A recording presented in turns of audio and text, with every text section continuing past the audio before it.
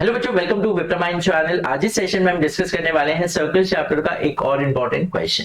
और ये क्वेश्चन जो है वो ऑलरेडी बोर्ड एग्जाम में आ चुका है in the year 2020। So let's start with the session. So the given question here is, if AB is a chord of a circle with center O, AOC is a diameter and AT is the tangent at A as shown in the figure. Prove that angle BAT is equals to angle ACB. Okay, so this is the given diagram. तो जैसे कि यहाँ पर हमें prove करना that angle BAT, that is this angle, is nothing but equals to angle ACB. Okay, तो ये दोनों एंगल्स को हमें इक्वल प्रूव करना है। तो जैसे कि यहाँ पर क्वेश्चन में इंफॉर्मेशन दिया है कि AOC इज अ डायमीटर। अब अगर AOC इज अ डायमीटर तो उस हिसाब से क्या हो जाएगा, ABC जो ये जो आर्क है that is nothing but a semi circular arc. And हमें ये पता है angles in a semi circle is always equals to 90 degree. इसका मतलब क्या हो जाएगा, एंगल ABC जो है वो कितना आ जाएगा, that will be nothing but 90 degree angle in a semi circle, या angle subtended by diameter on the circumference is always equals to 90 degree. ये हमने 9th स्टैंडर्ड में पढ़ा है। ओके, दूसरा यहाँ पर जैसे कि AT is a tangent at point A and OA क्या है, रेडियस है। तो उस हिसाब से क्या हो जाएगा, angle OAT will be nothing but equals to 90 degree. Why? Tangent and radius are perpendicular at the point of contact. Is it clear?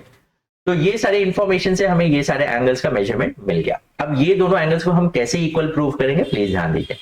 तो उसके पहले हम क्या करते हैं, ये एंगल्स को हम नेमिंग दे देते हैं। जैसे ये एंगल C जो है उसे हम 1 कंसीडर करते हैं, B जो है उसे 2 कंसीडर करते हैं, ये एंगल को हम 3 कंसीडर करते हैं और ये एंगल को 4 कंसीडर करते हैं। तो इसको समझना थोड़ा सा इजी हो जाएगा। Is it clear? अब प्लीज ध्यान दीजिए। तो जैसे कि एंगल B जो है, पहला तो एंगल ABC जो है वो क्या है, 90 degree. Why? Angles in a semi circle, angle in a semi circle.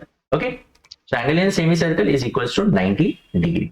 दूसरा यहाँ पे एंगल OAT जो है वो 90 क्यों है, tangent and radius are perpendicular at the point of contact, tangent and radius are perpendicular at the point of contact, at the point of contact। is it clear? तो OAT जो है वो 90 है एंड ABC जो है वो भी 90 degree.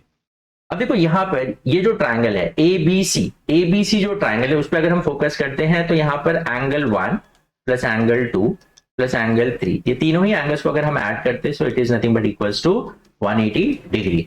Sum of all angles of a triangle is nothing but equals to 180 degree. Yes, तो angle 1 plus angle 2 is nothing but angle ABC, that is nothing but equals to क्या है, 90 degree, plus angle 3 is equals to 180 degree. Is it clear? तो अब यहां पर हमें क्या मिलेगा, that angle 1 plus angle 3 is nothing but equals to 180 minus 90। Yes, तो यहां पर angle 1 plus angle 3 is nothing but equals to 90 degree. Is it clear? तो यहां पर 1 प्लस 3 जो है वो कितना मिल गया हमें, 90 डिग्री।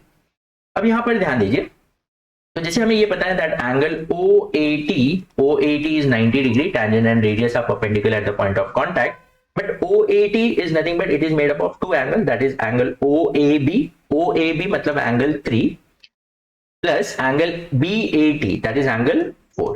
yes, तो इन दोनों को ऐड करेंगे तो that is nothing but OAT and that is nothing but equals to 90 degree. तो यहाँ पर हमें क्या मिला, 3 plus 4 is also equals to 90 and 1 plus 3 is also equals to 90। तो उस हिसाब से क्या हो जाएगा, 1 plus 3 will be nothing but 3 plus angle 3 plus angle 4 के बराबर होगा। Is it clear? तो यहाँ पर दोनों का ही सम जो है वो 90 के बराबर है, तो 1 plus 3 is equals to 3 plus 4। तो दोनों ही साइड जो है वो 3 है, तो ये वहां जाएगा तो माइनस हो जाएगा, तो ऑटोमेटिकली कैंसिल हो जाएगा। तो angle 1 is equals to angle 4। Yes, तो एंगल 1 और एंगल 4 इक्वल हो गया। What is angle 1? Angle 1 is nothing but angle ACB। What is angle 4? It is nothing but angle BAT। Yes, so this is how we can prove that BAT is nothing but equals to ACB। Hope you have understood. If still you have any doubt in any of the step, आप मुझे comment section में बता सकते हैं। तो simply आपको क्या करना है, ये ट्रायंगल पे पहले फोकस करना है। Sum of all angles of a triangle is 180, तो वहां से आपको 1 प्लस 3 जो है वो 90 मिल जाएगा, बिकॉज एंगल 2 जो है वो 90 है, उसका रीजन हमने लिखा है। और 3 प्लस 4 जो है वो भी 90 होगा, बिकॉज OAT जो है वो भी 90 है, तो सबसे 3 प्लस 4 90 आ जाएगा। तो 3 plus 4 is 90 and 1 plus 3 is also 90, तो ये दोनों ही इक्वल हो जाएंगे, ये दोनों ही जो सम है वो इक्वल होगा, तो 3 दोनों में ही कॉमन है तो वो कैंसिल आउट हो गया, तो 1 equals to 4. So hope you have understood. So we'll meet in the next session. Till then, take care. Bye bye.